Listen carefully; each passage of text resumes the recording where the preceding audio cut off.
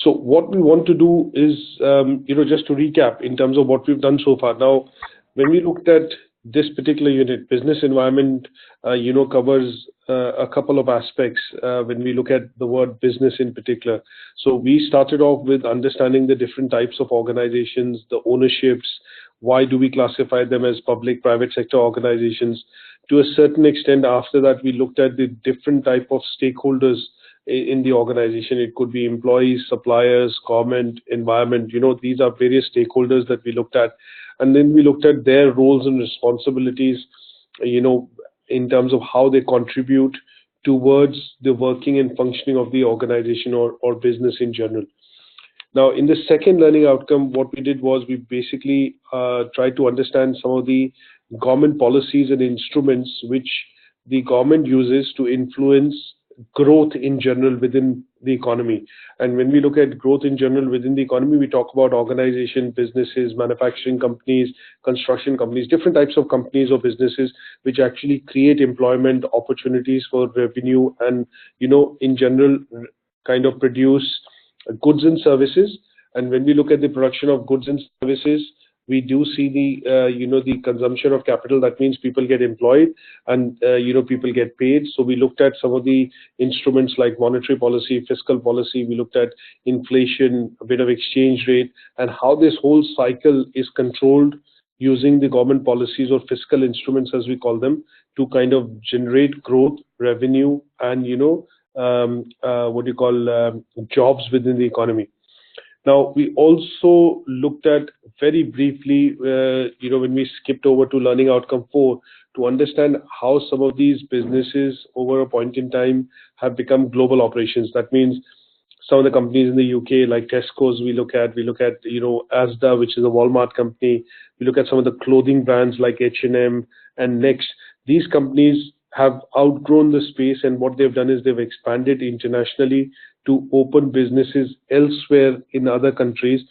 And when they operate in international geographies or international operations, they have operations which are international. We looked at the concept of why and what factors which kind of typically affect that business.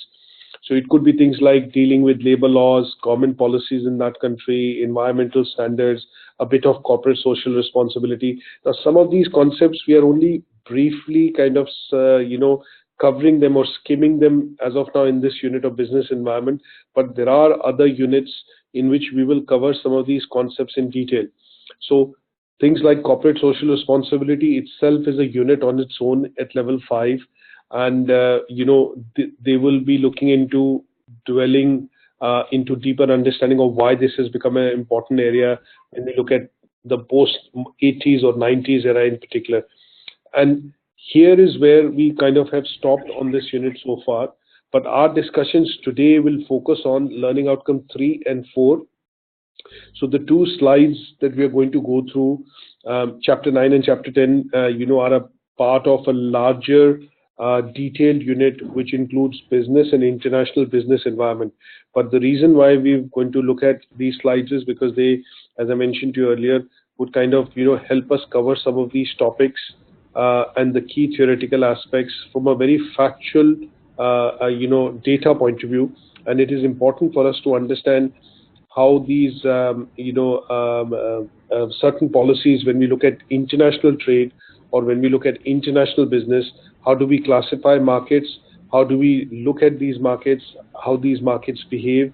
And then within these markets, we will look at how it affects the businesses and companies and what legislation, what rules actually come in, which have to be adopted or adapted by these companies to be able to efficiently function and generate profits and obviously return investment on capital to shareholders. So let's start with the first deck of slides, which is to understand learning outcome 3 in particular. And here, before we look at the tasks we need to do, is we need to understand what are markets. Now, is the slide visible to you clearly? Yes. Okay, so when we look at markets, there are different types of markets which over the years have been classified on the basis of their definition. And what we look at is we generally understand terms like demand and supply.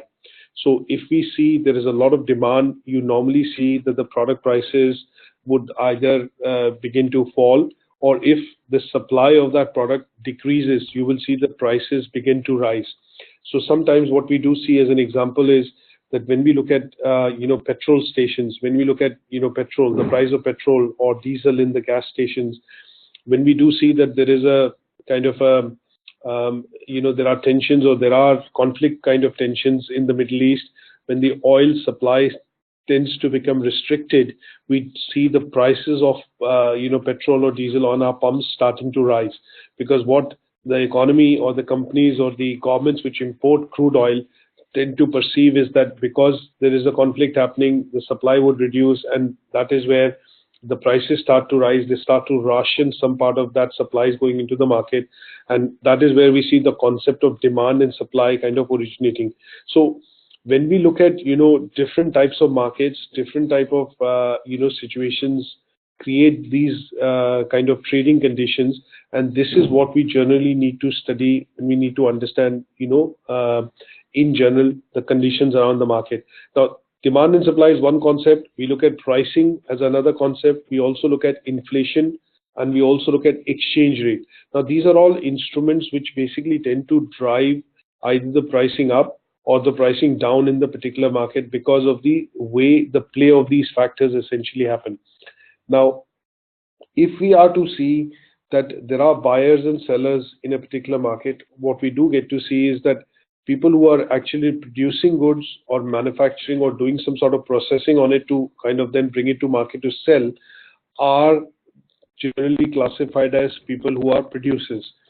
Now, consumers or buyers of those goods and services are considered buyers essentially because you have the capital or the money to be able to buy those products and services, and those are things that you cannot produce on your own, and that is where you go out and shop and actually buy some of these things. So the exchange of goods, or the exchange of goods in lieu of money, when it happens, is generally what we call trading. So if you go to a market, and what you do is you go to a shop essentially, and you want to buy, say for example, an item, like for example, you go to a clothes shop and you want to buy a t-shirt, or you want to buy a polo neck, what will happen is you will essentially, you have a bit of a demand. That means you want to buy a particular product, and you go to that shop, you look at a few of the items, and the one that you like, you then basically pay a price for it to buy that product. So in this case, the exchange of good, which is basically the product like a t-shirt, in lieu of the money that you pay towards the production cost and the manufacturing cost of that item, essentially helps develop something called a concept of trade. And this trade is then affected by how the supply is, how the demand is in the market, what is the exchange rate, inflation to a certain extent, and if this product is being exported or imported. That means, is it being produced locally, or is it being imported from abroad? Kind of then tends to play on what the pricing of the product is, what is its availability, and then in terms of if there are any duties and other things. So in general, as a whole, when we look at, there are lots of different terms that we can look at in terms of when we look at this concept of markets. So I have introduced terms like trade, demand, supply, certain fiscal instruments, or instruments which are beyond the control of the organization, but in the control of the government and government policy, things like inflation, exchange rate, duties, taxes. These all constitutes an operability, or create a favorable environment in which trading can happen. And this trade, when it happens in a particular place, becomes or can be classified as something called a market. Is that okay? Yeah.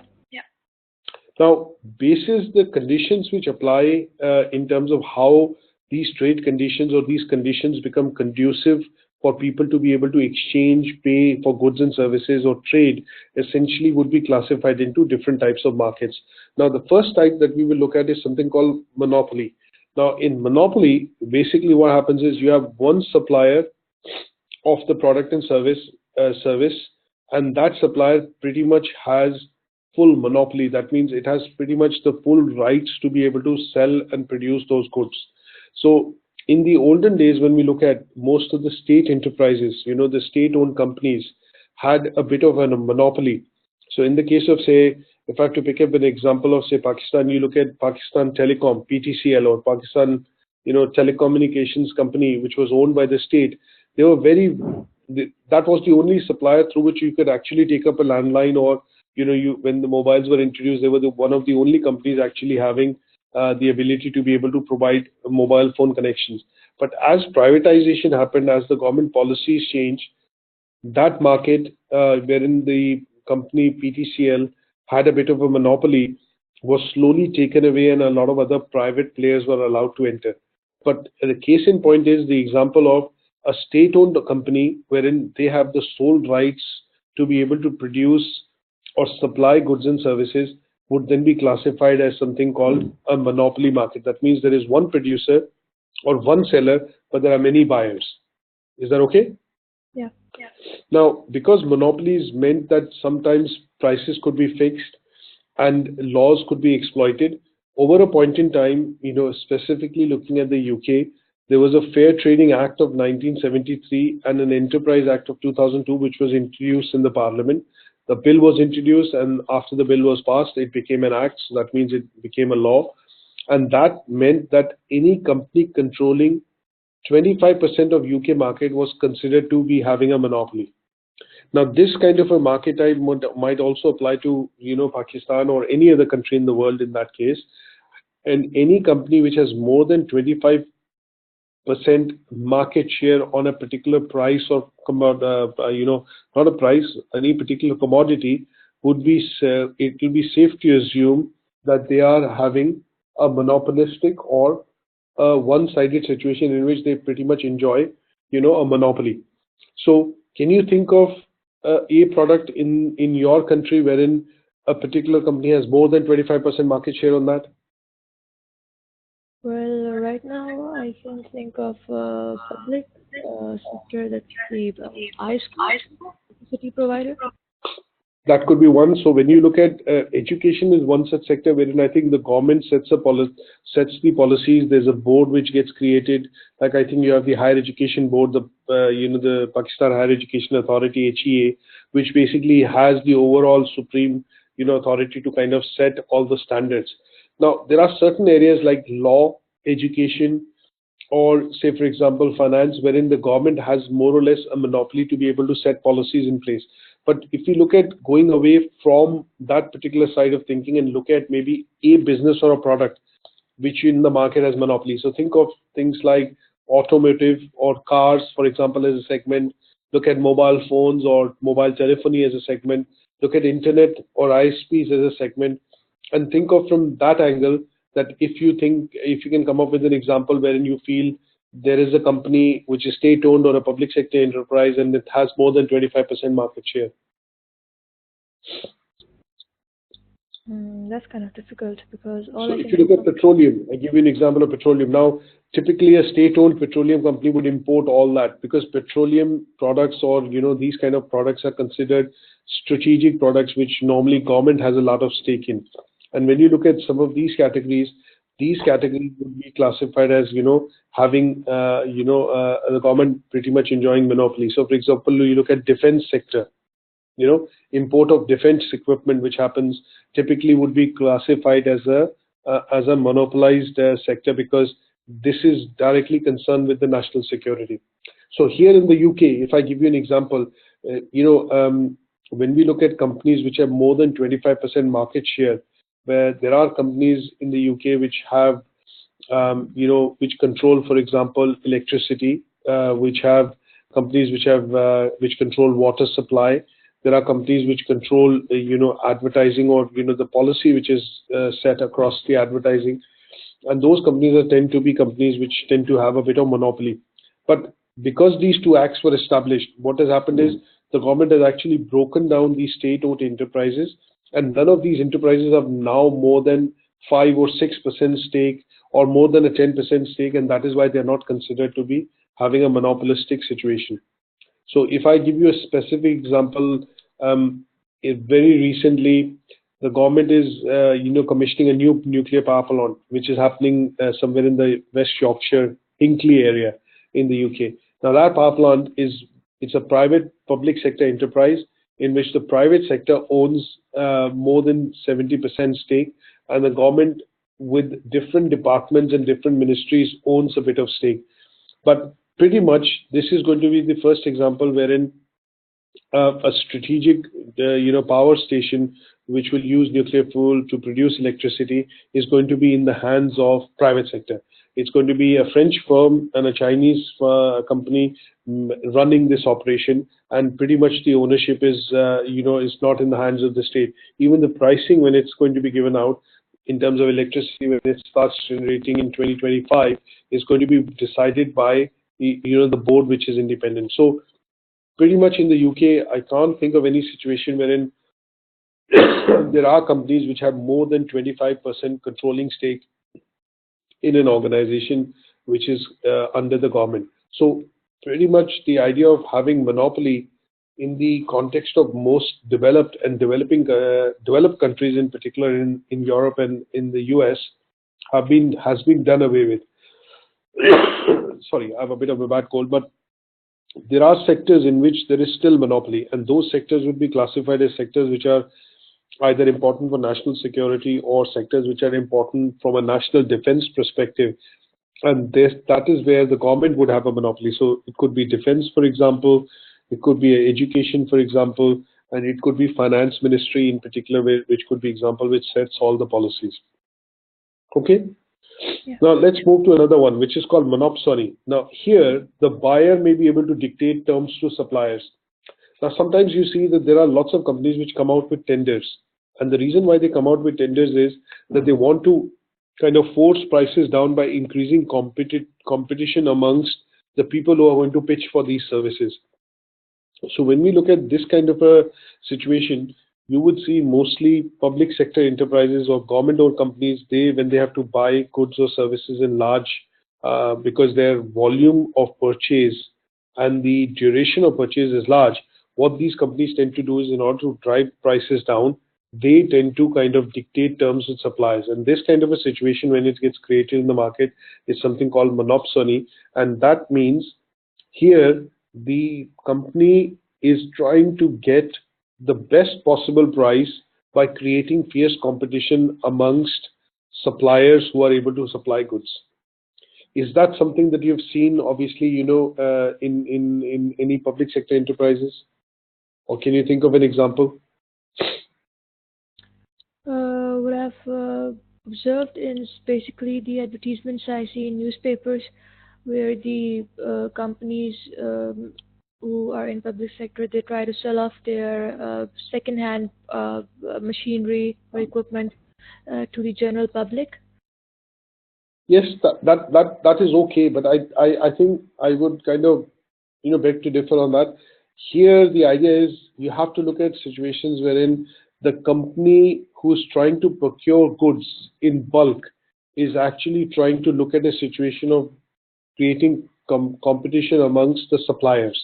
So I know that a lot of state enterprises, especially in our countries, when we look at, we do get to see that what they tend to do is, if they have to buy goods like PCs or laptops or equipments like servers or equipments which are like TVs, when they are used within the state-owned premises, for example, the Parliament or the common ministries, what they tend to do is, in order to show that they are going to get the best possible deal, they look at the situation of something called tenders. They invite bids, essentially, as we call them. Now, this bidding war, which is what is basically started on two fronts. One is they want to bring price down, and the second is they're not too fussed about the fact that what kind of goods they might be buying. So sometimes you will see that some of the multinational companies might not get into this and get the winning bid or get the tenders, because some state-owned company will come in with a different product and they'll be able to get in because the price is lower and the product is just about meeting the guidelines. So I have kind of seen this, in a lot of state-owned enterprises, when they buy, say, for example, a ministry is buying, say, 10,000 laptops or buying 50,000 PCs for digitization, they will just go with a particular spec and will try and drive the competition down, bring the prices down. And the idea would be to procure the quantity as against the quality of the products, because the focus is primarily on price. Are you able to relate to this? Yeah. And this is where we do get to see in our countries a lot of scams and scandals happen. that money was made here, money was made there because the product was shoddy or the quality was substandard or the configuration brought in was very old, but as against that, they could have bought something else. So this is where this kind of a situation happens, and it is a follow-on from a monopoly market, which a lot of our developing countries are also doing away with. Now, one of the other type of market that we look at is something called oligopoly, right?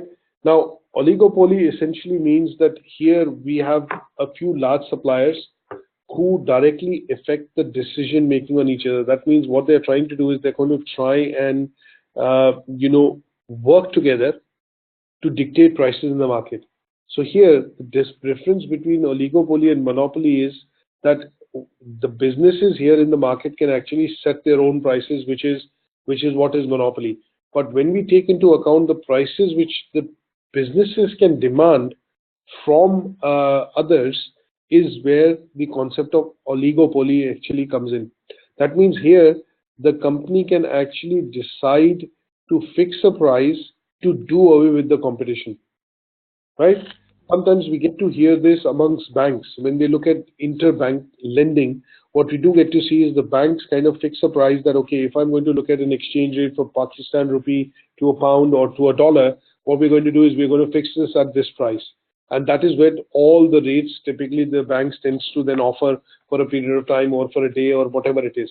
And when you see that kind of a thing happening, wherein the company can actually, or a bank can actually set the rate, and they can expect to do this together to try and affect most of the decisions, then in that case what tends to happen is that you will see a situation of oligopoly happening. So here it is not necessary that we will see competition, but the key competition or the key large players actually join together or join hands to kind of scuttle or do away with the other competition or smaller players in the market. And this kind of a concept is what we get to see when we say we see some sort of some sort of a market called oligopoly, which tends to then operate in a particular situation. So definition wise, if I have to define, oligopoly will typically mean that there is an institution or a business which is limited in a sense that here the shares, let's put it this way, in terms of the ownership, what we look at is this particular type of business essentially has a smaller number of players, but it kind of follows the pattern of monopoly. So when I say monopoly, means one company might have a lot of market share or have kind of a situation wherein they tend to control the market.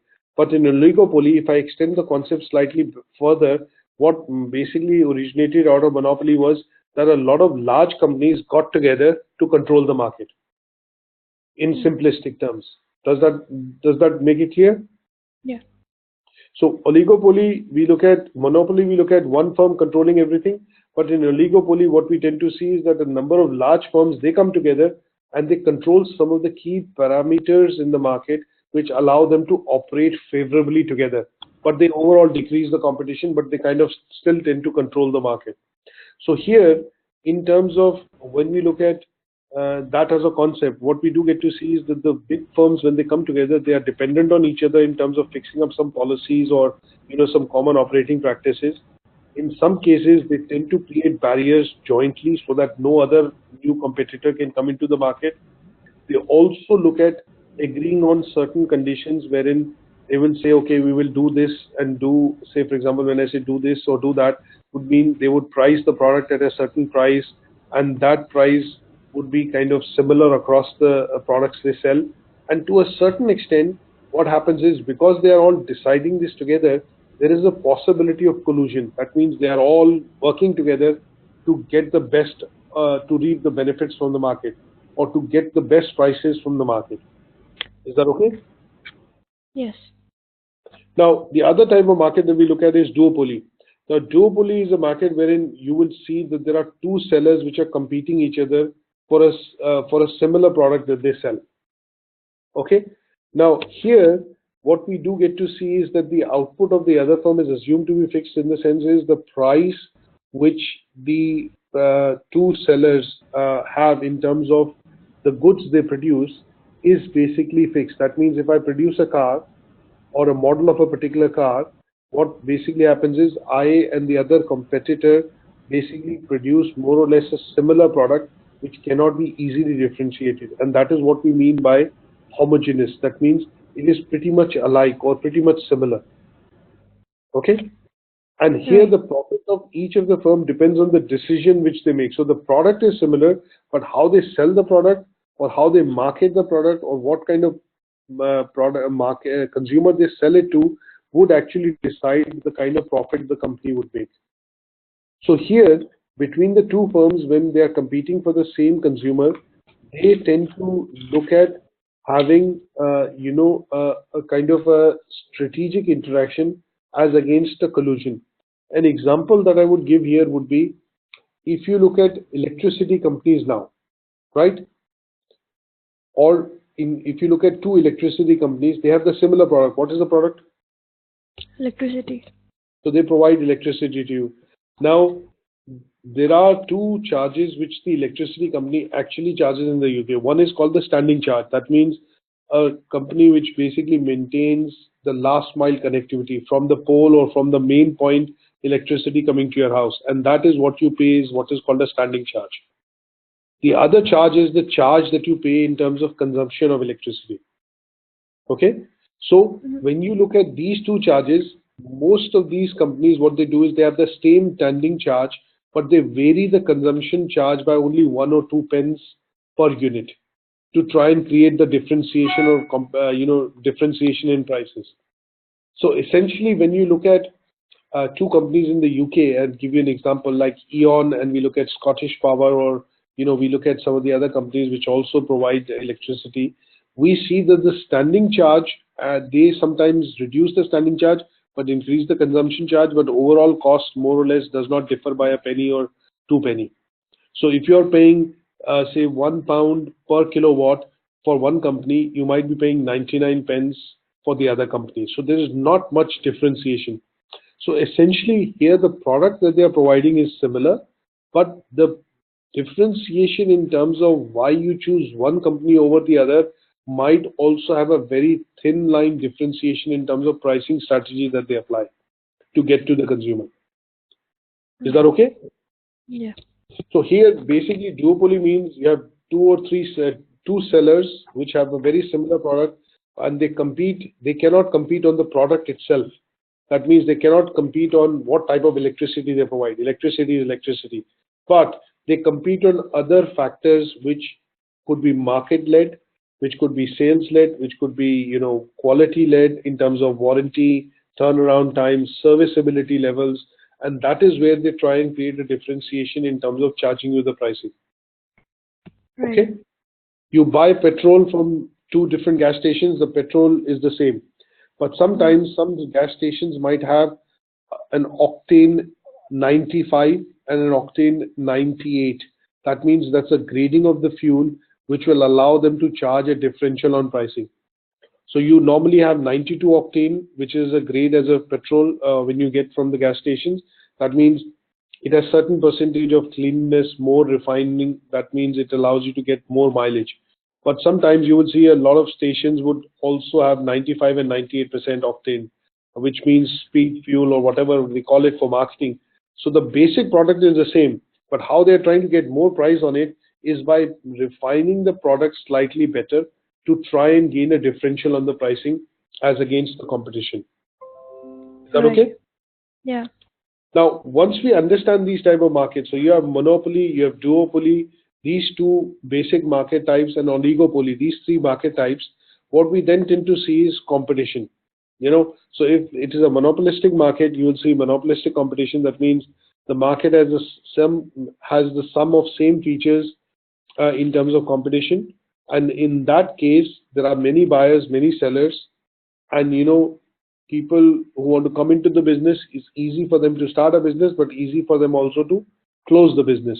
And that kind of a market, which typically would deal with a lot of products, a lot of different price points, a lot of different players, will typically be a type of market which is monopolistic competition.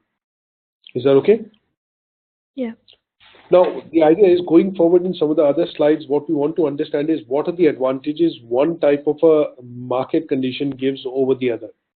So when we understand the competitive advantages from a point of view of monopolistic market, what we do get to see is it covers a wider range of environment. And if I have to look at analyzing external factors of what affects the business, then I have to look at a Pestle framework or a framework which allows me to look at considering external factors which affect a business.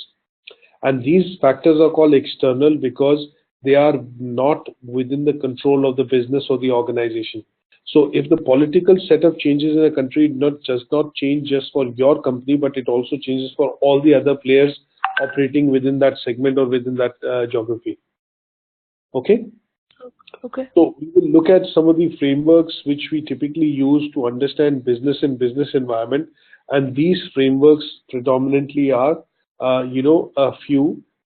In general, at level 4, we want to understand what is a Pestle framework, and this basically stands as an acronym. It stands for, political, economic, socio-cultural, technological factors, environmental, and legal. Now, when we look at some of the advantages which competition brings in or competitive forces bring in into the industry, what we want to be able to do is look at another framework which is called the Potter's 5 Forces Model Framework. And in order to understand, when we look at, I hope this is not confusing, but when we look at, business environment, or when we look at environment in general. So when I say environment, it could be economy in Pakistan, for example, economy in the UK. Now, because we are exiting the European Union, there's a lot of uncertainty in the economy in the UK. Now, this uncertainty, part of which is political, because of political indecisions. That means we've still not decided what are the terms and conditions on which the Brexit will happen. Things like the basic agreements on the rights of the European national in the UK, the facility of the hard or the soft border in Northern Ireland. Now, these are some of the political decisions which have not been set in stone right now, and this creates a bit of indecisiveness for businesses when they look at, understanding long-term effect of, the policies, the government policies. Now, this particular factor is called political factor. Now, when we put other factors in like technology, environment, socio-cultural means, because sometimes you will see that certain businesses are designed to look at catering to certain demographics of people or certain cultures of people. What you will get to see is that those are factors which are going to be classified as socio-cultural. Now, sometimes you get to see that these factors, because they affect not just you and every business, we need to do sometimes an analysis to find out that how is the external environment affecting our business. When I say external environment, we are basically referring to the Pestle framework, because there are lots of things which can affect the business externally. It could be a political decision, it could be a government policy, it could be something which is technological, and how that could be technological. If your competitor ends up taking up a technology solution which you do not have, and because of which you start to lose sales, that could be then classed as a technological factor. So some of these factors which can affect not just you but other businesses from externally, and can have effects which could be short and long term. In order to study them, we have to look at a particular framework called Pestle. Now, when you have to look at studying your competitors and see what advantages you have with respect to some of your other competitors, like in our case, in our personal self case, what we do is we do more or less a SWOT analysis. Have you heard of SWOT analysis? Yeah. Yeah. So you do your strengths, weaknesses, opportunities, and threat, right? Yeah. So similarly, when a company has to do its own analysis with regards to competitors in the market, we use a framework called Potter's 5 Forces Model. And the reason why it is called 5 Forces Model or the Diamond Framework is because it analyzes your competitive threats from 5 different angles. One is, if you are in a business, do you have any threat from any new entrants? if you look at Unilever or you look at Procter and Gamble, they sell a lot of different products. So if you have a detergent product which is very popular, and which is being sold by Unilever, for example, we know of Surf, for example, as a detergent powder. Now, Surf is the most popular detergent powder which Unilever sells. But if they have to analyze threat to that product because it's a signature product, it sells in volumes. But if the sales of those products are affected, then the turnover, the profitability of Unilever as a company can get affected because it's such a big product on its own as in the product portfolio of a company like Unilever. So when we look at the 5 forces, what we look at doing is we analyze, are there any new entrants trying to come in and introduce products which are similar to Surf? So new entrants could bring in a product which is very similar but at a lower price, and they could take away the market from Unilever. We also look at threat of substitute products. So if they can't introduce a product equivalent to, say, like Ariel, which is a Procter and Gamble product, they introduce Ariel in competition to Surf. Now, if they did not have a similar product capability or features or parameters in terms of qualities, like it clears stains and all that stuff, whatever, I don't want to get into specifics, but these are two very competing products. But if sometimes they cannot introduce a product which meets the other side of the competitive product feature by feature, then we call it a substitute. That means what they would do is, okay, it does not do this, it does this, but does not do these 3 things. Then that product would be classed as a substitute product. That, okay, some people might not be too fussed about getting that it does the laundry quite well, but it doesn't whiten up the whites. So what it doesn't do is just whiten up the whites. I can normally use this for my colored clothes. So in that case, that product is a substitute product, and that product can be priced slightly lower, and that could also take away the market away from Surf. So the second force that it analyzes is threats of substitute. That means, can somebody in the market introduce a cheaper product with a few less features or few less benefits, and can it take away the market from Surf? Then we also look at some of the other things like bargaining power of customers. Sometimes companies introduce products in segments or in markets to look at, does the market have the power to absorb that product? Is there enough market for that market to, or the consumer to buy that product? Affordability, essentially. So sometimes what you see is that you will see that certain types of houses which builders build, they build only in a certain side of the city or certain part of the city, because they generally feel that here the customers have the buying potential, or their income levels are higher as compared to the other side of the city. So sometimes companies would introduce products because they know that there is a bargaining power with the customers. That means they can come in and ask for discounts because they buy in bulk, or in some cases they look at that side of the market wherein the affordability is there from a customer's point of view. And this same concept can be applied to suppliers. So a lot of companies which actually buy a lot of raw material to produce the end product, like in the case of tea, in the case of coffee, most of these companies, they buy tea and coffee from plantations, or large plantations and large farmers who produce tea or coffee in a large scale.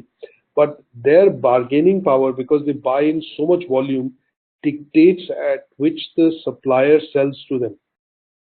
Are you able to correlate to this? Yes. Yeah, sometimes you go out to the market and you say, okay, I want to buy 2 kgs of mangoes. And you say, okay, if I buy 5 kgs, can you reduce the price to this much? And that is where you're exercising your buying power as a consumer. But if you look at this from a background point of view, when the guy or the hawker who actually buys a limited quantity from a larger supplier would say, okay, instead of buying, maybe 100 kgs, I will buy 200 kgs. But can you reduce the price slightly? So here, as a supplier, because he's buying and then going to supply to consumers, is able to bargain on the cost because of the quantity or the volume that the supplier is buying. So these are 5 forces. And the last force is, you look at how much of competition is there amongst the key players in the market. Now, Procter & Gamble and Unilever are the 2 most fiercest companies in fast-moving consumer good category, or the FMCG category. They pretty much have equal products or different types of product competing against each other's products. Now here, because of the fierce rivalry or intense competition, in other words, between the two, sometimes you will see that there are other competitors who are able to come in and take the market because they are busy amongst themselves, but there's a cheaper variant being introduced and that comes in and takes away the market from both of them. So Potter's five forces model is looked at. We look at this particular model from a point of view of understanding how you fare against the competition in the market. And it looks at five broad parameters to kind of do this analysis. Is that okay? Yeah. Now, I'm also going to send you, some good handouts, which are predominantly handouts within themselves.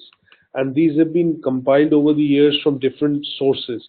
So there is an example of Potter's five forces and, how this is basically looking at being used in a particular situation is a handout that you can read. So this is like a case study wherein you can do a bit of reading and then do a bit of self-assessment towards the end to see if you've understood, the analysis or not.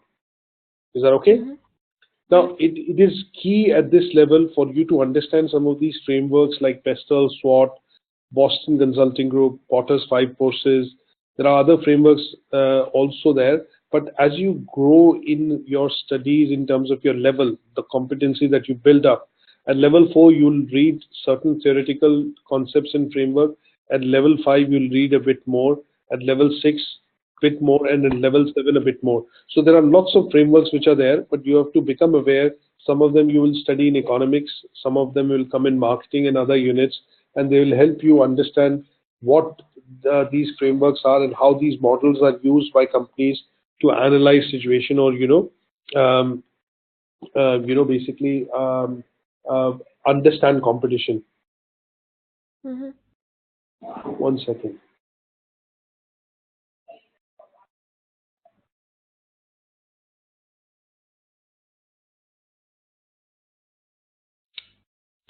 Right. Now, let's look at some of the other things so basically going back to, there are lots of slides in this which are a good read, but let's focus on the ones that we want to cover the indicative content first. So what we want to understand is in task 3.1, we want to understand what are the markets, what are the types of decisions which happen in the market, how business can be influenced if it's operating in that kind of market situation that we've looked at. Now, in order to understand how the how the company will actually react to the market forces, we need to understand the Pestle and the Potter's five forces framework. Okay? Now, in terms of understanding the importance of culture within a business environment then we will look at a few slides, which I think would be either in chapter 10. Give me one second. So here, what we are essentially looking at is, going to chapter 10, we want to understand certain basic aspects of how pricings can be set, and how product pricings can be set. So I think, yeah, there you go. So in some cases, what we want to do is understand, it says product pricing. Yeah, there we go. So here again, what we are looking at is a few slides just to understand how sometimes companies will actually compete when it comes to, development of new products and how much money they invest in resource and, research and design, which is called R&D essentially. And that is what we want to understand in terms of the culture. Now, sometimes when it comes to, when this is an observation, that when you look at Japanese companies, you look at most of these Japanese companies, the Korean companies, they invest heavily in R&D. This is a sentence or a term that we get to read and see sometimes in news, and they say, okay, Nissan has decided to invest so much, Toyota has decided to invest so much, or Fujitsu has decided to invest so much, or a company like, say for example, let's put it this way, the flagship company which produces phones in Japan, like NEC, or in Korea, when you look at Samsung and LG, they've decided to invest so much in R&D in order to produce products. Now, the effect of that is, if you understand and look at this particular example, the television market. We were looking at televisions when people got TVs into their homes in the 1980s and the early 70s and 80s. They were like huge boxes. They were basically made up of CRT or cathode ray tubes.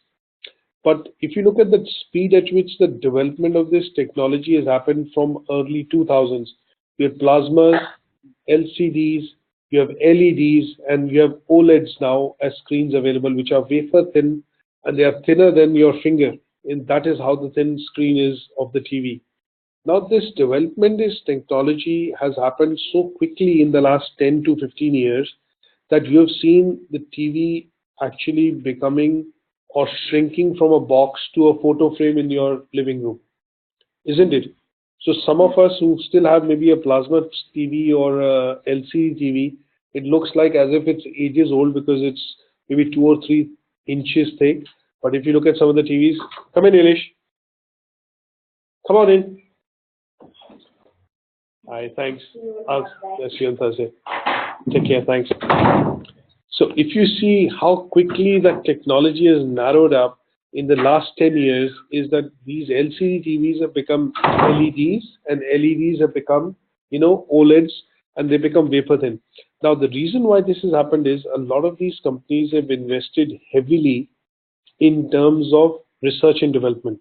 Now, the reason why they've done it is it's the culture of these companies which basically looks at dictating that a certain amount of their turnover or revenue has to go back into R&D to be able to keep producing these new technologies and products.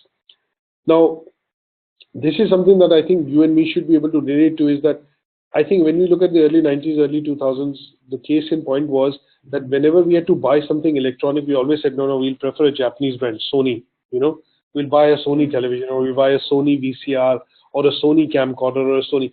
The reason why this perception was built is that it was quite clear that Japanese companies were at the cutting edge of technology. That means they were able to produce goods far ahead in time or way in time that these were not being even available or produced elsewhere. So when you look at the Sony Walkman which came in, which became an iconic device, or an MP3 player, some of these companies produced these products because they were looking into the future, investing into technology, they were investing into research, and the reason why they were doing is they wanted to maintain their position of bringing the best products out in the market. Are you with me on that? Yes. Yeah. So when you look at that, the reason why they were looking at doing all this was that they wanted to find ingenious ways to look at competing in the market. That means they didn't want a direct competitor coming into the market to compete against that product, isn't it? So some of them looked at introducing new products or new categories of products, and this could have only been made possible because they were investing a lot of money which was being generated by selling their products and services into research and development to bring out new products. Is that okay? Now, when we understand that concept, what we need to know is how does the new product development as a concept happen, and what are the 3 different strategies or a few strategies which they can be adopted. So some companies follow a leader strategy and some companies follow a follower strategy. Now, a leader or laggard. Leader means somebody who can bring out the product or brings out a technology first in the market, and then everybody follows suit. So most of these Japanese companies were seen to be leaders or laggards. Right. They were seen to be leaders, isn't it? Because they were bringing out the products first, and the Koreans were actually copying some of these products and making them available at a lower price, and that is where the volumes were being driven. So what has happened over the years is we've seen the Korean companies have also become quite cutting edge. So when you look at Samsung, Galaxy phones, they are considered the best phones in the world, and they have kind of now built up a reputation of being a market leader as against a market follower. So their product launches are slightly earlier than Apple iPhone launches, and they tend to introduce features in the products which Apple kind of introduces slightly later. But they are seen to be a leader in this category, isn't it? Yes. So what they're doing is they're trying to follow a leadership strategy in terms of gaining a competitive advantage by introducing some of the products with new features which they are not existing in the market. A follower is the opposite. That means these companies look at understanding the market, letting the technology set, and when the technology becomes mainstream, they tend to introduce products with that technology so that they're able to sell volumes, but they're happy being in the follower position or in the second position or laggard position as we call it, which means they are following the leader, and they tend to be happy with that, because what they say is that if you introduce something, there are also risks attached to it. Like when you look at the iPhone, the first iPhone, when it was introduced in 2007, they took a bold step of doing away with the keyboard. Remember? Right? Yeah. They, Nokia and most of the other brands, they had keyboards and that kind of phones wherein everything was a hard set keys. But they introduced on-screen display keys, and they said, okay, we're going to change the market. But they took a very big risk, because if that technology did not click on, or did not get caught up with the consumers, that means the product would have miserably failed. So a lot of companies like BlackBerry and Nokia and Microsoft and Samsung, they waited for a year or so to see if the traction in the market was happening, if the consumers were adopting it, and then they started to introduce phones which had only smart screens, and they had no keyboards. To a certain extent, they were followers, but within that, if you look at now, vis-a-vis 2007, 10 years back, Samsung has kind of now gone ahead, and they have started to take bolder risks, because they want to be seen as a leader. So they're introducing phones with a curved edge. They're introducing phones which have better cameras and things like that, wireless docking station, and they are seeming to be following something called a leadership strategy. Now, what does this mean for the culture of the company? That means the company is trying to create a culture in which they want to kind of allow room for growth and innovation. They want people to come in and think of ideas which are risky, but also think of introducing products with those ideas which are going to help them build a leadership strategy in the market. Is that okay? Yes. So when we look at that particular concept, what we do get to see is that sometimes when we look at companies which are looking at following this strategy of differentiating themselves from the competition, looking at taking bolder risks, they will tend to form policies or procedures in the company which will look at creating a plan for differentiation, different ways to compete, and that would mean that they would be looking at following something called a leadership strategy. Now, this is one vision kind of thing, but when they have to translate it, they have to look at product research. So R&D in general is a bigger word, research and development, but what is research and development? That research and development could be at the product level, it could be at the marketing level, it could be at the sales level, it could be at the manufacturing level. So we look at different ways when different companies would look at investing money into R&D, but that money actually, or that investment will actually go into a specific process within the company to create that competition, or create that competitive edge. Sorry, not competition, competitive edge. Now, a simple example would be a company which produces cars. Where do you think they will invest most of the money in? Sorry, the company that Which produces manufactures cars? Cars. Where do you think they'll invest most of the money in? The parts that they use in building up the cars, the technology. That's correct. So let's look at drilling down a bit further.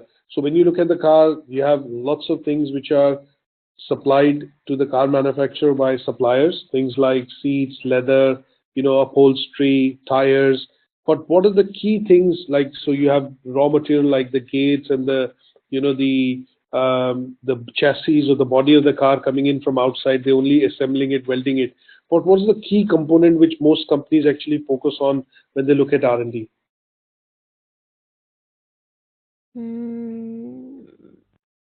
What is the key thing in the car? Which is the most important thing in the car? Engine. Very good. So when you look at large companies, most of the Japanese companies, when you look at most of the German companies, their their maximum investment in terms of research and development expenditure actually goes into engine as a technology. Because what they do is they look at producing a more efficient engine, a more smoother ride, or a quieter engine, or a more powerful engine, whatever you call it, but their investments are predominantly on that side. The reason is they want to produce something which, like Tesla, for example, if I give you an example of Tesla. Now, Tesla is challenging other traditional cars.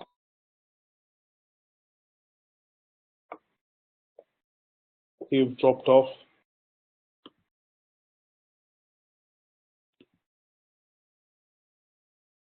Hi.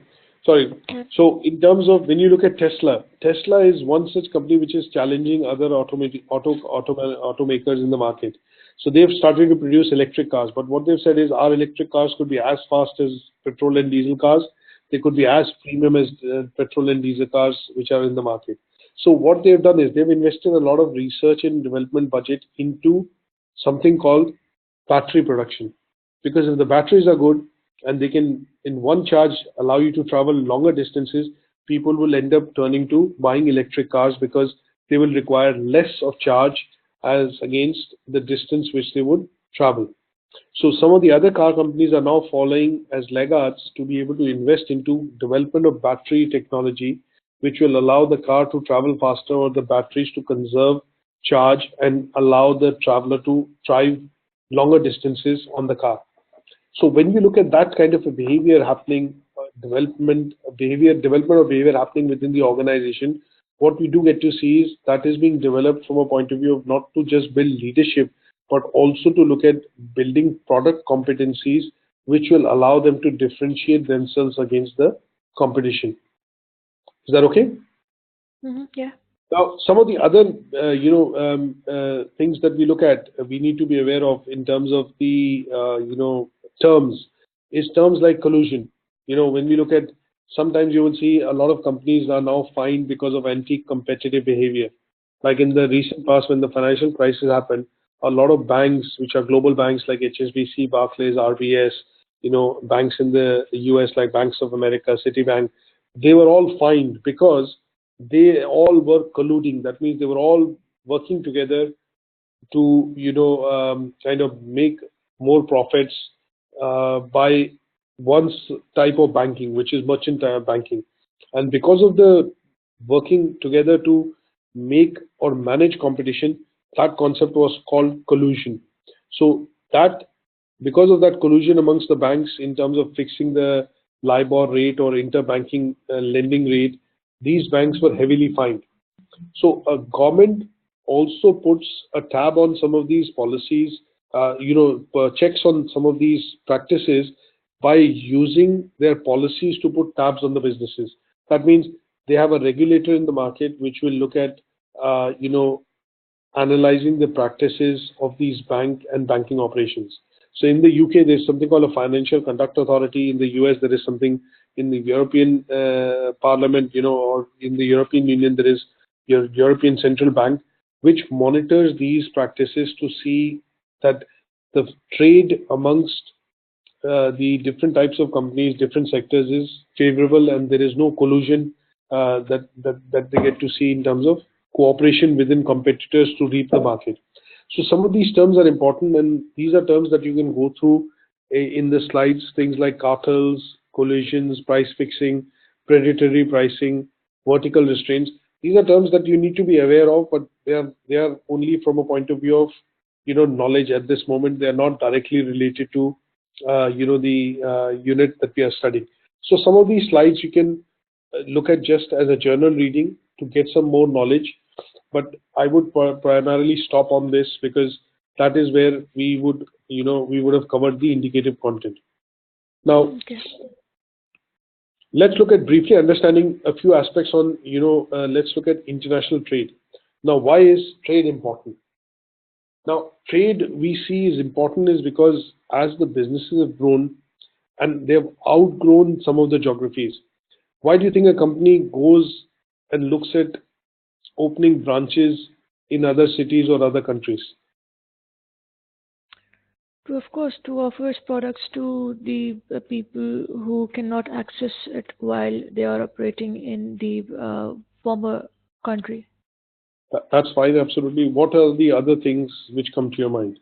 So, for example, name one company in Pakistan which has gone global, which operates out of Pakistan also.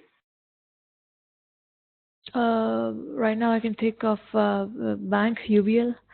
So, when you look at UBL Bank, they do not just offer services in Pakistan, but they also offer services. Where else do they offer services? I think one or two more countries. Basically, one of them is UK too. Okay. So, if they have operations in other countries, why do you think they have decided to open operations in other countries? To expand, That's a very to good point. So expand, yes. to expand. Serve customers that you earlier said in other countries, and it could be that they see that they have the capability to bring in new customers from a different country. Yeah. It could also be, could you think this could be a valid reason that it could also be because they feel that the market they operate in is become saturated, or in which they have now more competition. So if they have to get more customers from that market, it will cost them more as against selling some of their products and services, and getting customers from abroad would be cheaper. Yeah. Yeah. So some of these reasons you're spot on that. So why do we? The idea I was trying to understand is, why do companies look at internationally expansion, or why do they look at globalization? There are various factors. One is they could be selling their services in other countries. They are already operating in a market which is saturated. In order to gain more consumers, they have to spend more money per consumer than as against if they have to attract a customer in other markets. Sometimes you will see that their operations have become large enough that they, in order to keep expanding and keep growing and keep increasing the revenue, they have to look at globalization. So some of these factors could be factors which is what is pushing a company to go global, right? Now, when we look at companies internationally present in different geographies and they have to trade, sometimes you will see the companies create subsidiaries. So UBL will have a subsidiary in Pakistan, which is the main company, parent company, but they will open a subsidiary in the same name in the UK or in other countries. And the reason why they do it is so that the trade between, or the transfer of money or profits, or finances within the company, employees within the company, can happen seamlessly, right? So Yeah. trade as a factor, when we look at, there are lots of reasons for international trade, and one of the reasons of international trade could be that the government policies also favorably promote that you should expand now, or they kind of push the companies by giving subsidies to expand globally, because raw material might be cheaper in a particular country, labor might be cheaper in a particular country to produce goods, and those goods, when brought back into the home country, might be cheaper for the general or the mass public to buy. And this then overall looks at increasing the buying potential, the growth, or the GDP of the country or the economy. Okay? So these are various factors which we look at why companies would look at expanding or going global. Now, reasons of when they go global, they have to trade because there are different subsidiaries, different laws, different governments, different legislation they have to compete with or comply with. And in those cases, what we get to see is that because they are in different places and different locations, they have to kind of go with the legislation and the law of the land, and that, once they comply with, then only allows them to trade or repatriate resources back to the home country. An example that I would give you here is, say, of a company called Marks and Spencer in the UK. Now, they are basically a UK company, but they have operations in 24 different countries. There's a Marks and Spencer in China. There's a Marks and Spencer in a lot of European countries, in Turkey, India, lots of other places. But most of these companies which have been created as wholly owned subsidiaries of Marks and Spencer UK have to operate as independent, profitable enterprises within that geography. What does that mean? That means Marks and Spencer in China has to comply with Chinese regulation, Chinese government laws, import duties, duty structures, taxes, everything. They have to employ Chinese people, they have to pay them money in terms of salaries, and then the company generates profit, has to be retained within the Chinese subsidiary to invest into growth of Marks and Spencer as against some of the other competitors that they would have in the market. Correct? But Right. at the strategic level, because it's a part of a larger brand or an umbrella, a brand called Marks and Spencer UK, that company would internationally trade on certain aspects. Things like finances, loan arrangements or agreements in terms of money, and they would also have leadership and people, expats as we call them, going between different subsidiaries to work and function within that particular country or geography to make the operations of that company successful and profitable. Okay. Sometimes you would see some of these companies, in order to gain advantage in the market and reduce the time to market, will actually buy out a company. or a local competitor, right? They will merge with that company or they will take over that company. Because if they have to start from scratch, that would mean they will lose a lot of time. That would also mean that they will, be reinventing the wheel. Without reinventing the wheel, they would be spending a lot of money and resources and time to get to that position. So in that case, what you will see is a lot of these companies end up buying a local subsidiary, a local company, creating a subsidiary or buying or merging with a local competitor to get into the market quickly, right? A simple example I would give you is, so why does this happen? We are talking international trade. How do companies expand globally? So to give you a simple example, like Marks and Spencer has gone to India, but they decided that they want to go to India and they want to operate as an independent subsidiary. Now they have taken a good number of years to come up to certain level of certain local Indian retailers which offer similar products and services, but they are not a market leader at this moment, even after 5, 6, 7 years of operation, which was originally defined in their vision document by the chief executive here, Mark Poland. Now, Tesco, as against Marks and Spencer, has also gone to India, but they have decided not to enter the market directly. What they've done is they've done a joint venture with another leading brand in the Indian market to go to the market quickly because they have the right retail space, they have the right retail power, they were already in the retailing business. And what they've done is they've gone and opened up these stores, and they are co-branded stores of both Tesco, Reliance, or Tesco, Bharti, Walmart, something like that. And that has allowed them to gain traction in the market quickly and gain market share. So they are already at 25% or 20 to 25% market share at this moment when we look at the Indian grocery sector, right? So globalization can take various routes.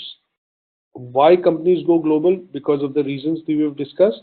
But when we look at some of the examples, the way they go into other markets could be differentiated, and they could include things like mergers and acquisitions, joint ventures, buyouts. They could start from scratch by setting up their own subsidiary, or they could also look at starting off operations by importing everything from the main subsidiary or the home country, and then slowly and gradually getting into manufacturing and setting up local facilities for production. Is that concept clear? Yeah. Yeah. Okay. Now, why do you think government sets policies on international trade? Why do you think there are policies like export duties and import duties and these kind of things which the government puts in place in a particular country? The primitive aim is to have the primitive aim is to protect the country. For example, in case of economics, if we see it wants to work in the betterment for the country so that it does not affect badly its country. For example, it may have duties on imports so that there are lesser imports in order to improve the balance of trade and such type things in the economy. Basically to improve or protect the country's interest. That is correct. So what you've said is 2 points in particular. One is sometimes you will see that the government will put this practice or a policy or a trade tax in places because they want to protect their homegrown enterprises. That means they want to protect the companies which have already been operating within the particular environment in order to give them some time to compete and be able to compete with some of the other global players. Now, the other point that you also made was that sometimes you will see in free market economies, wherein obviously Western economies, when we look at, there is no intervention by the government. It's because they say that the companies are big enough, let the market take its own toll. And in that case, what happens is this policy becomes a bit primitive, is because the government will not intervene until unless, one of the key players is looking at monopolizing the market or, will have absolute monopoly. So an example or a case in point which I will give you with regards to what you mentioned here would be like Sky, which owns Fox and a couple of other television networks in the US. They own the Star India network and other franchises. They wanted to buy over and get the full stake in Sky News.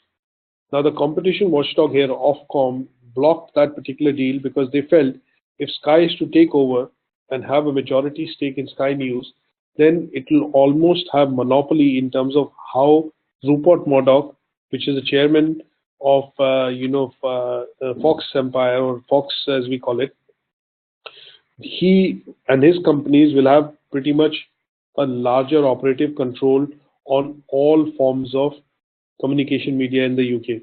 So they already own 3 newspapers, and if he owns the Sky network in totality, they will have a larger, let's put it this way, they'll have a very larger role to play in the way news or journalism is done in the UK. Because the only other competitor which will be left out will be BBC News. So BBC is state-owned or subsidized by the taxpayer, but Sky and some of the other newspaper or properties will be owned by the Rupert Murdoch Group, and that would give them superimposing power on how news and journalism is done in the UK. So they blocked that deal. So the reason of putting these barriers or these policies and procedures is to, one, protect domestic companies or industries, because they do not want them to be at an unfair advantage. The second is the reason why sometimes you would see tariffs, import duties, taxation, VAT, and all these things are put in is because they want to kind of limit the flow of goods. They want to also have a positive impact on the employment, because employment within these companies creates revenue and growth, which is called overall GDP in the economy. And sometimes you will see that these controls are also put so that it helps develop the local economy or the local suppliers who are supplying goods to some of these companies. So the government tries to control this through their policies, and these policies are enacted out in the form of legislations, and these legislations help to control how businesses trade within a particular, how these global companies and businesses trade within a particular, geography. Is that okay? Yeah. Now, sometimes you will see some companies, sometimes you will see some, not some companies, some governments will also provide, kind of subsidies or soaps, as we call them, for businesses to grow. Sometimes you will see that some governments promote the concept of something called export zones. So if there's a new technology, new kind of product being introduced, and if it's been fully exported or solely exported, from the country, and it brings in foreign capital or foreign revenue in terms of foreign exchange, then these companies get some soaps or benefits in terms of tariffs, exemptions from the government. And the reason why they have done this is because this helps maybe grow that area, or basically bring in foreign exchange for certain products and services, from a point of view of the economy. Now, let's look at one or two large organizations that we need to look at just to sum it up. Now, there are some bodies in terms of trade bodies which have been set up over the years, and this is what we need to understand just to understand international markets, globalization, the concept of international trade. Now, there are some bodies like the International Monetary Fund, World Trade Organization. Have you heard about these names? Yes. Now, when you look at the other body which was recently formed by China, which was called the Asian Development Bank, ABD. Now, these are bodies which are being created in order to facilitate international trade, development of, management of financial resources, and also to look at bringing down tariffs and barriers, or bringing in tariffs and barriers in places wherein it will help regulate global trade. Now, from our context and point of view, we need to understand what is IMF. IMF, International Monetary Fund, it's basically a consortium which came across, in the 1950s or after the World War II. And this basically helps set, fiscal policies or borrowing arrangements amongst governments around the world. So if the country is facing, shortage of funds, they could go to something called an IMF or an International Monetary Fund, and the country itself could borrow money, in order to fund the growth policies, or, the policies of, for example, a particular government. And the main aim of IMF when it was set up was that the idea was to stabilize exchange rates and lending of money and currencies between countries. Now, International Monetary Fund is now a very well reputed, organization. And in most cases, when countries look at borrowing, what you call money, they go to, IMF to be able to get money or borrow money. Now, this has a sign up of about 189 countries in the world. And basically, the current organization is headed by Christine Lagarde. She used to be the former finance minister in France, and she's the managing director of, International Monetary Fund. Now, the reason why this, as a consortium or as a group or as a fund, whatever you call it, was set up, it was set up because after the World War II, most of the countries were short of money, and there was not much work in most of the countries because of non-availability of resources. So IMF at that point in time was formed, and the idea was to look at 3 or 4 objectives. One, how do we ensure that richer countries are able to provide money at cheaper rates to developing countries, or basically facilitate exchange of money. And the second was how it could help regulate security in terms of financial stability across the markets. And then this as a body looks at maintaining a couple of things. One, it basically looks at maintaining, employment rates. That means it monitors employment rates across the different countries which are signed up members. It looks at how sustainable growth can be done in economy. So it will come out with white papers which will suggest countries to kind of focus on certain areas wherein that would be an area of growth in that country as against some of the other areas. Right? Now there is a handout which I can send which I will send you. You can look at a bit of reading on Wikipedia, and it will give you some background on what is IMF. But here the idea is we want to understand this is one of the international trade bodies which basically helps in facilitation of exchange in terms of money across countries. Okay, if a country is in debt, if the country needs resources, if the country needs money, they go to IMF to borrow money. There's another body which has recently got formed, which has been formed by China, and with the rise of China as an economic superpower, they've set up something called an Asian Development Bank, and that bank has 79 countries signatories to that bank, and you can go into that bank to borrow money. Not when I say you, that means I mean a country can go into explain the long-term developmental policies and why they need the money as the resources, and that bank can lend money at very cheap interest rates to the country to be able to develop its economy. The second organization that we look at is World Trade Organization.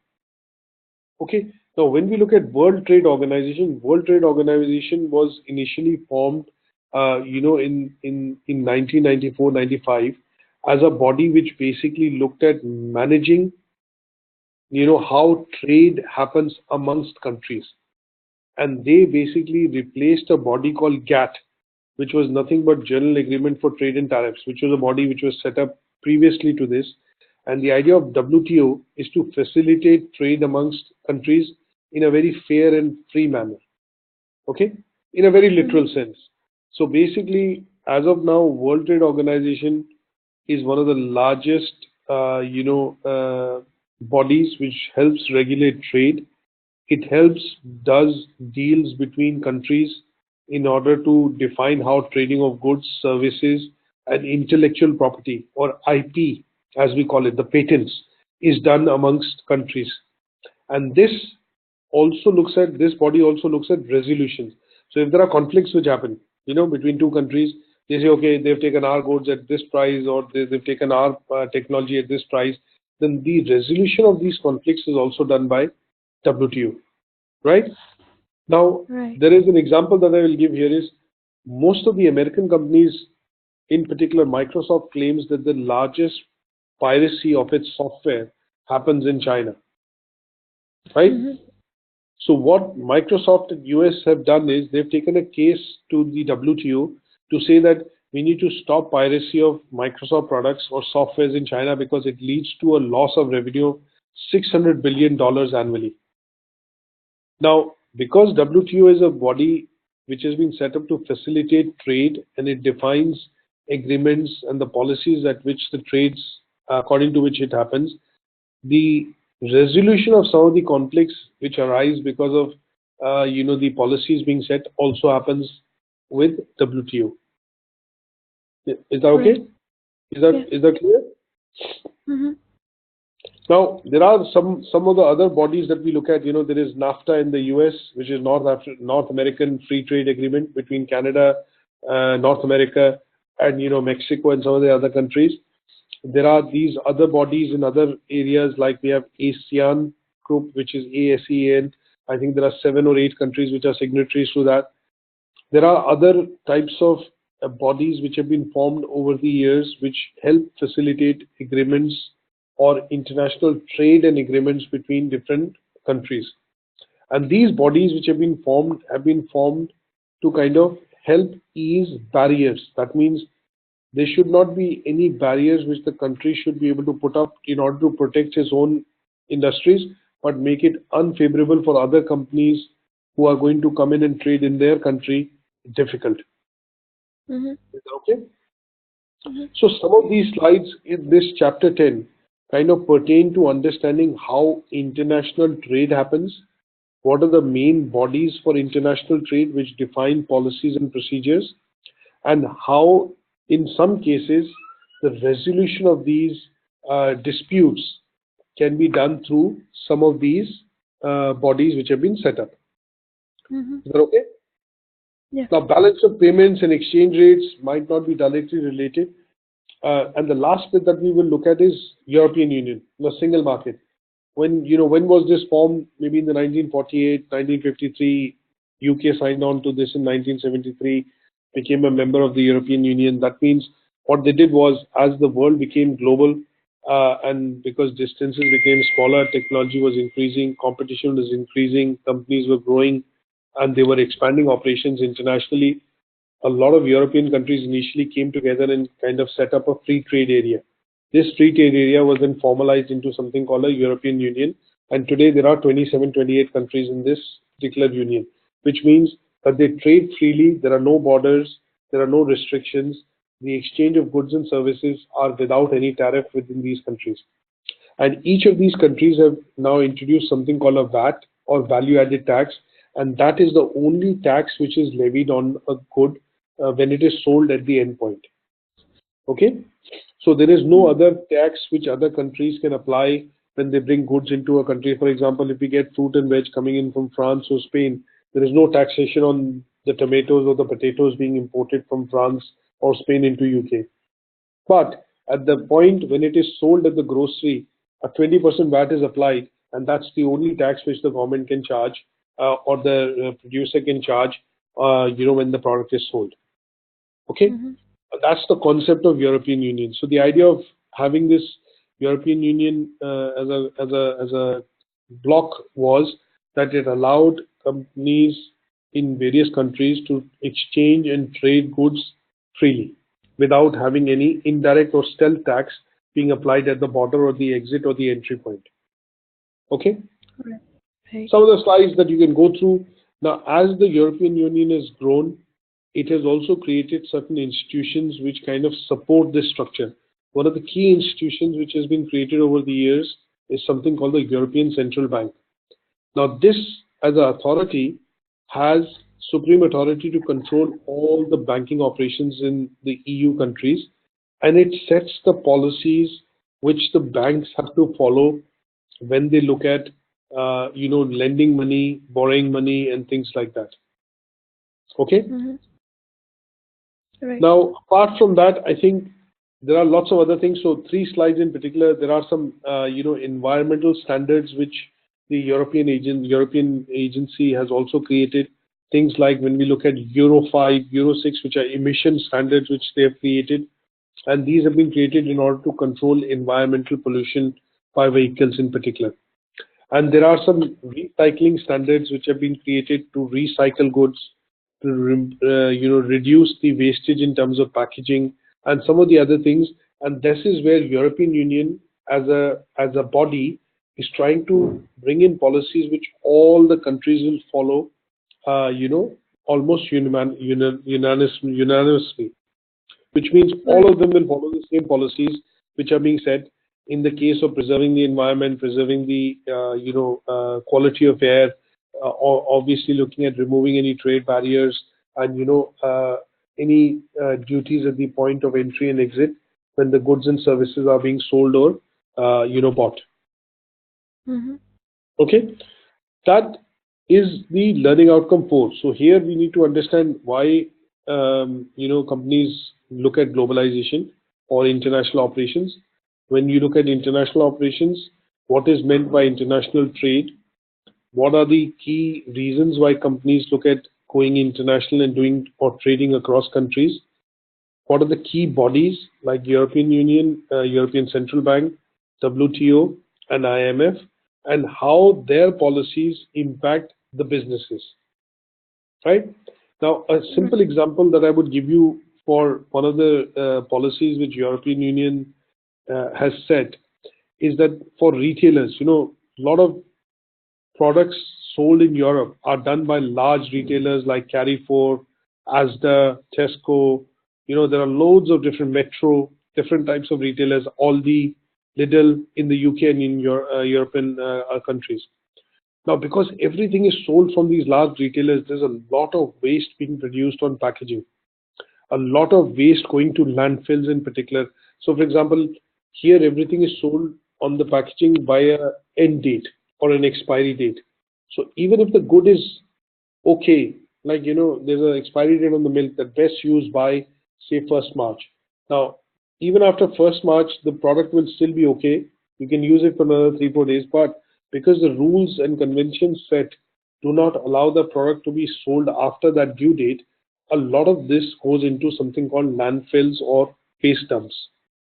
Now, in order to reduce that, what the European Union has done, or the European Parliament in Brussels has done, is they've introduced a policy for large retailers to recycle 40% of their waste and to generate 40% of energy from renewables. That means these large retail stores, they consume a lot of electricity, and because Mm-hmm. they consume a lot of electricity, that leads to carbon emissions because they are utilizing a lot of energy which is being used or produced using carbon or basically what is it called, fossil fuels. Now, in order to Right. bring environmental pollution down and the carbon emissions down, the European Parliament in Brussels has introduced a policy which basically says that large retailers like Marks and Spencer, like Tesco, like Aldi, all these large retailers in the European Union which operate in different countries have to, by 2025, produce 40% of the energy being used in the stores through renewable energy. And they have to recycle 40% of the waste, which is waste from packaging, anything that they throw away or anything which is expired and is perishable product and they throw away, they have to recycle it. And the reason why they have done this is they want to preserve the environment, they want a cleaner air, they want less wastage to happen, and in some cases what they want is the food actually going to landfills to be donated to countries wherein there is a shortage of food. And the reason why they're doing this as a standard is they want to implement this across Europe. And this affects businesses as far as this is concerned from their operations point of view. And they have given them time, for 5 to 7 years to bring their operations in line to be able to produce this. So it cannot happen overnight. But some of these policies means that when they are introduced, the companies have to keep aside certain budgets, have to put money into research and development, redesigning of stores to be able to comply with this legislation by 2025. If some of the retailers will not be able to comply, then in that case, what will happen is they will be liable to getting fines or having duties or taxes imposed on certain products that they sell to consumers. Now, these policies have an impact, and what the government does or the European Parliament does is they kind of publish something called uh, a white paper. What they do is they do a lot of research, find out what needs to be done, why it needs to be done, how it will be done, and they produce something called a white paper and they publish this. Once this white paper is published, they invite a lot of public participation and opinion from businesses and consumers in general to get feedback on this. Once the feedback is gone, they change and amend the policy to certain things which are right or good suggestions which have been made. And once this has been done, they produce this into some sort of a bill, and then it becomes an act. And once it is passed, it becomes an act, and then it has to be adopted by most businesses to be able to follow suit on this new regulation. And because this thing comes into play as new regulation, this generally has some sort of an impact on the business. That means it could initially, in the short run, have a financial impact because the businesses will have to start to keep aside some capital or money to start making some investment into the processes or the changes which are coming. And over a point in time, the business has to fall in line to adhere to that regulation which has been introduced. And because this starts off as a chain reaction, this means that every business operating within that sector gets affected by the new regulation or policy. So it is important for us to understand some of these big institutions like European Union, International Monetary Fund, World Trade Organizations, from the example that I've given you of the renewables energy and the recycling of waste which the stores have to do. This, in the long run, as a policy, has an impact on the businesses. Is that okay? Good stuff. So I'm going to stop here because this will help us wrap up the unit. And I'm going to send you some additional handouts on some of the key topics. On some of the key topics, which will help you to kind of crystallize some of the concepts that we've discussed today in this particular session. Okay, so since I have started to work on the assignment, I have a few queries regarding the assignment. So can I discuss it right now? Yeah, go ahead. Yeah, go ahead.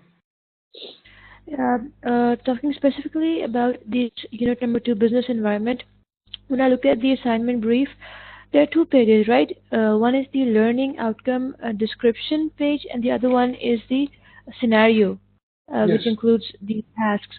So what is the link between these 2 things? Because when I see them, to me they look like really separate things when I have to represent both of these independent tasks in my assignment. Because when I look at the learning outcome, for example, 1.1 till 1.3, there are different requirements. But when I look at the tasks that need to be included in my portfolio, that basically starts from part A, I guess part A till part C, they are kind of different requirements. So is there separate assignments that I have to make for the both things, or I have to link them up in my final portfolio? What I would suggest in this case, it's a good question that you asked. Let me address this. Now, this is on the right hand side, what I opened is basically a unit specification sheet. Okay, This has the same tasks as we have to do in the assignment, but this is what tutors will use to kind of teach you the content. Okay. Now, on the left hand side is an assignment brief which the awarding organization use, and what they do is, if you see, these learning outcomes and the task criteria is exactly the same as this, right? But in order to facilitate, because when we cover the unit, we cover a lot of these concepts that we've covered in detail.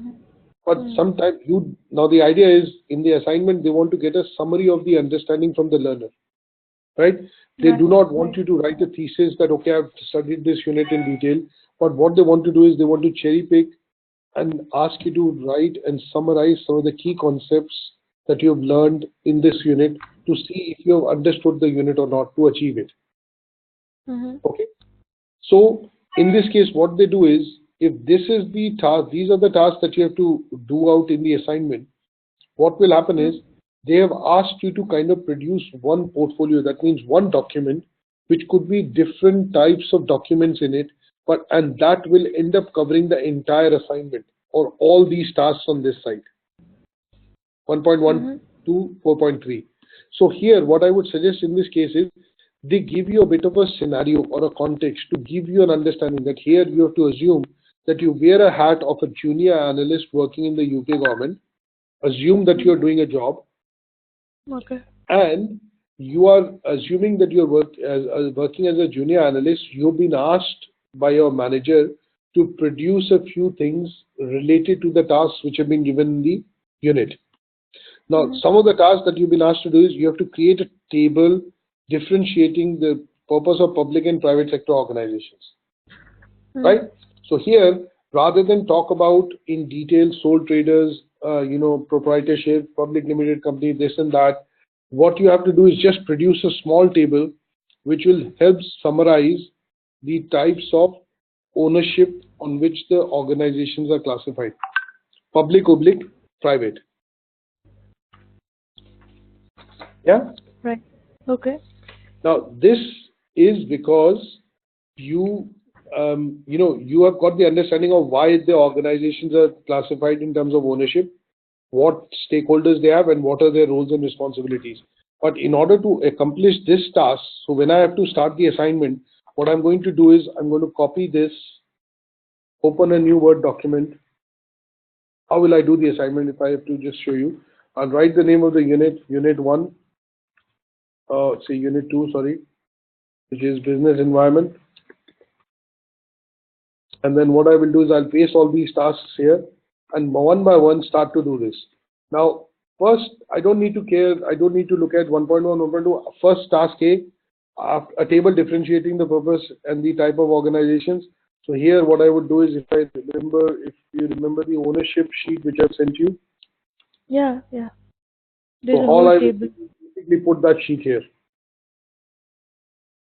This ownership. That I understand. But when I look at the essay terms explained, for example, there are lots of essay terms. It says compare. In it, it says identify the similarities and differences between two or more phenomena, and so on. So in that case, I have to, I'll have to write the answer in a more detailed thing, right? But over here in part A, just asking me for a table. Just a table. That is correct. So in this case, some units that we will do, the assignment briefs will ask you to create only one portfolio. But in some of the other units that we're going to do, you'll be asked to do certain tasks. So there'll be task 1, task 2, task 3, and that will depend on the unit to unit.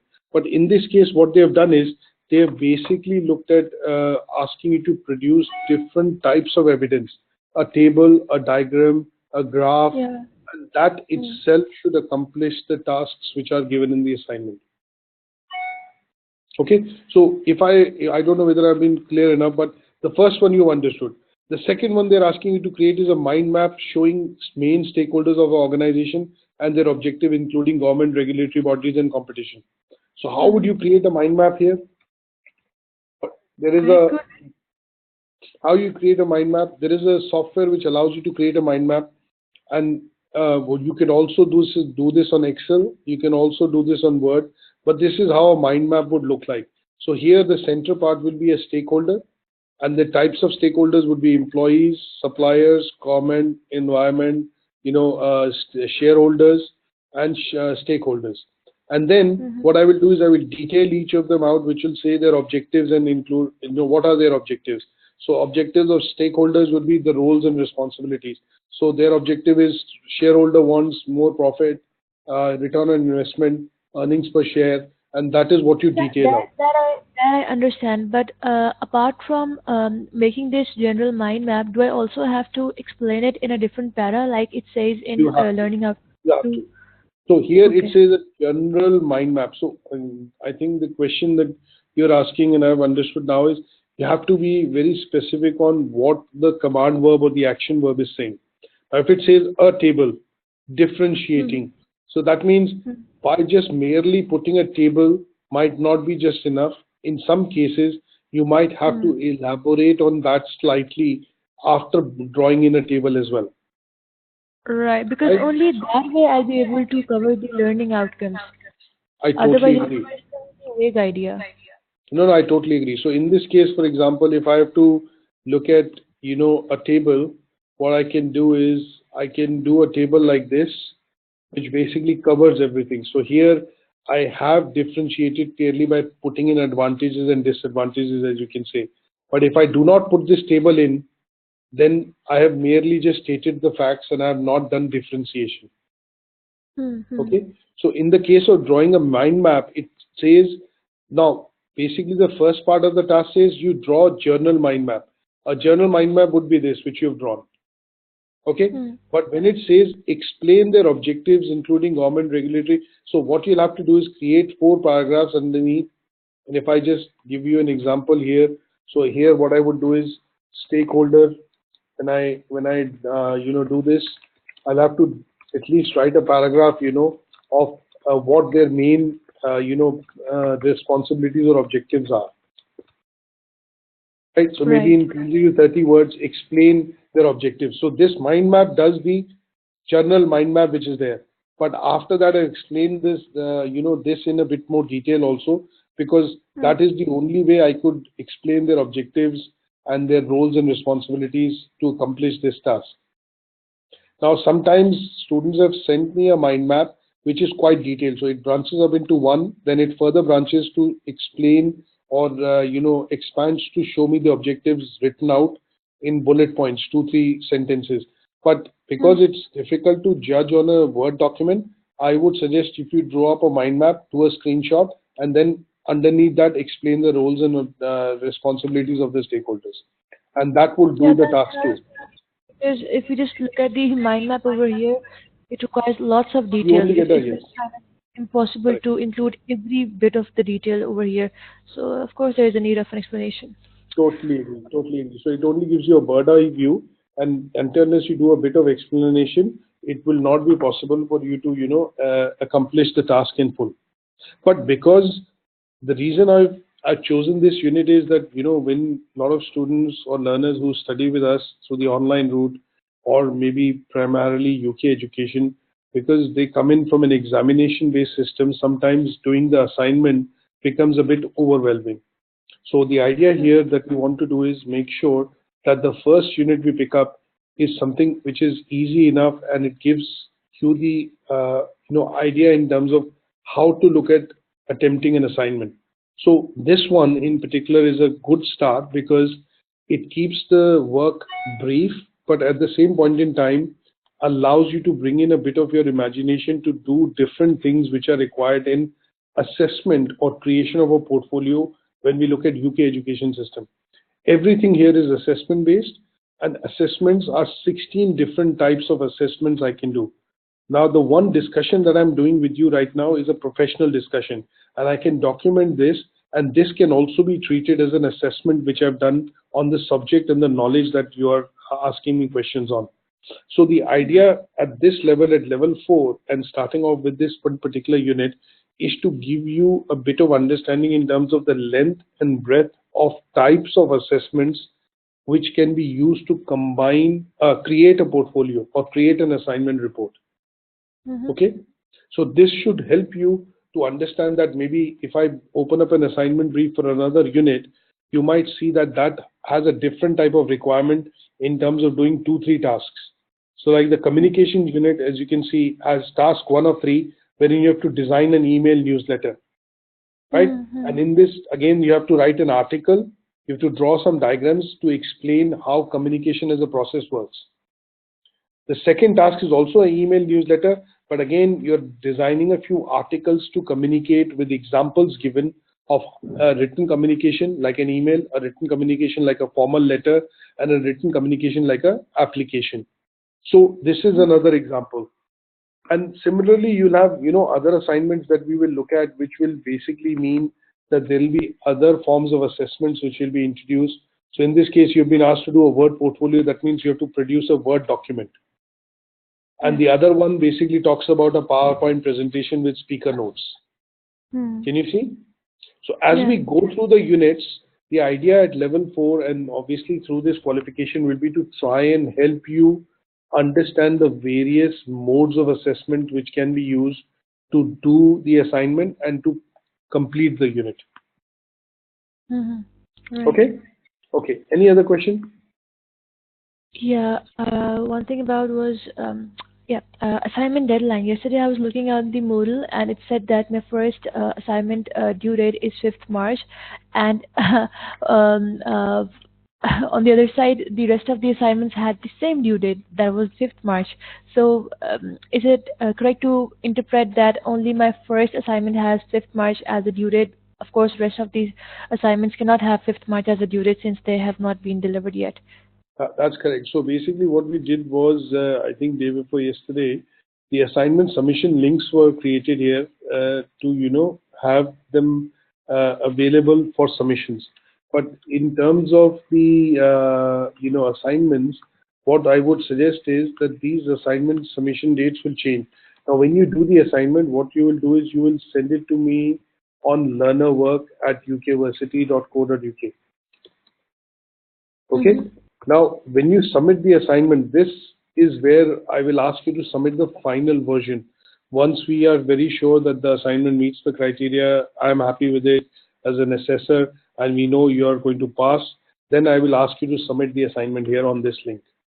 But initially, the work, because when you submit it here, this also is available to the awarding organization. So what we want to make sure is that the work, when it is perfect and it is complete and achieved and internally assessed by us, then we will ask you to submit the assignments on these links. Otherwise, what will happen is you'll have a working document that you will send to me, and we will give you some feedback. And once we give you feedback and it is finalized, then and only then what will happen is you will basically submit it on this link. Right. Okay. Right. I'll give you a quick example. I had Simone, which had submitted the assignment to me yesterday, and I've given her some feedback and some guidelines in terms of she's only done a draft document just to say, how the assignment is, am I going on the right lines or not? So what I did was I basically sent her some feedback saying, some general feedback about the structure of the work, but otherwise the details that she's covered in the assignment were pretty much okay. The only thing that she has to tidy up is Harvard referencing and, primarily look at structuring the assignment. But apart from that, a bit of guidance on journal word limits, how to write, what words would want, because you're not looking at writing a thesis. The idea was to try and give her guidelines. Now, once this document is finalized, it is easy for us to just right click on this and accept comments or delete comments, and this will then become a final assignment. Okay. Mm-hmm. So this allows us to give you some ongoing feedback, which is formative. And towards the end, as I've shown you during your induction, we will give you a summative feedback, and that summative feedback will be then submitted along with the assignment here on this link. Right. Okay. No worries. Next question. Any other question to me? Yeah, just one thing I'd like you to send me just a sample assignment of any Word document of any level. It could be of any level, level 4, 5, or 3. Just want to have a look at it of Word document so that, once I start to work on my assignment, there's not like any type of confusion. That's absolutely fine. What I will do is I'll send you a PDF, document of one of the assignments for OTHM, and that will give you some idea in terms of, how the Word assignment will have to be done. In some cases, it will be a combination of presentation and a Word assignment, but I'll send you a few pages as an extract from that assignment so that you're able to follow in terms of what the requirements would be. It might not be related directly to your unit or to your course, but it will give you a general idea of how the Word document looks like. I just want to have a general idea, general pattern, like how an assignment is basically designed or made. No worries. Is that okay? Anything else? That's all for today. That's fine. Well, yeah, no problem. I have a class. I'm just conscious I have a class at 7 o'clock as well. So it's a professional discussion with somebody who's doing a level 8 with us, leading to a DBA. So I need to prepare for that session as well. But what I'll do is I will send you an email with some handouts for you to read, specifically around the Pestle framework, the Potter's model, and some handouts which will be directly related to learning outcome 3 and 4.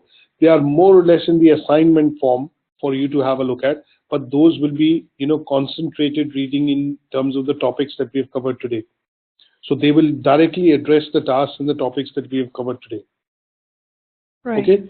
Apart from that, Right. there's a bit of reading that you can do in the book which is there, and that is to look at a bit more deeper understanding, developing a deeper understanding on the topics that we are covering as far as this unit is concerned. Okay. Okay, but with this, more or less formally, this will bring the first unit to an end in terms of teaching and learning. Your question answers more than welcome. Anything that you want us to repeat, or if you want to revisit any of the topic or discussions that we've had, you can drop an email to Eilish. She looks after student welfare. Okay. Her name is Eilish. She's Irish. She's obviously Mancunian, based in Manchester, but her name is Irish, so it's pronounced as Eilish. Her full name is Eilish Hall. She will also speak to you towards the end of the month, because she also does collects feedback on student interviews and the interaction with the tutors. And you can feel free to give feedback about the teaching and learning, any problems or any issues that you're having. Please discuss with her.